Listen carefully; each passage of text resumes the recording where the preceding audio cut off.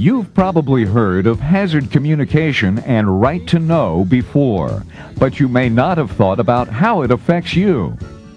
Did you know that what seems like an ordinary cleanser can actually be toxic, flammable, and explosive?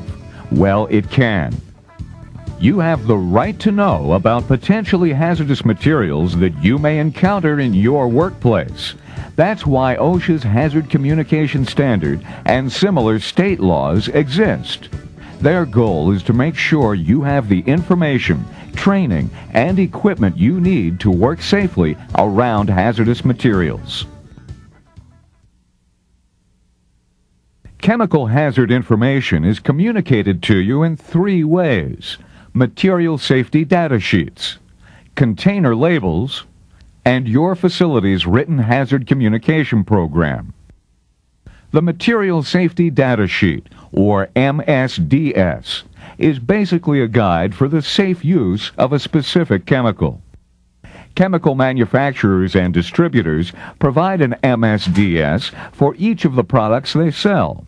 Your facility keeps copies of each MSDS on file so that you can refer to them whenever necessary. The Material Safety Data Sheet is the primary source for information about a chemical product. The MSDS lists all of the names the chemical goes by, the company that manufactures it, and any hazardous ingredients that the chemical contains.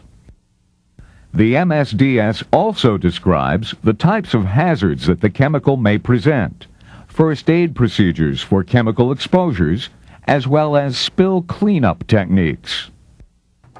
To help you work with the chemical safely, the MSDS also tells you how to handle and store the chemical properly, and what exposure controls and personal protective equipment to use to protect yourself. Material safety data sheets can come in different formats, but they all contain the same kinds of important information. Be sure to become familiar with the MSDS before you work with a potentially hazardous material. The few minutes this takes could help prevent serious problems in an emergency.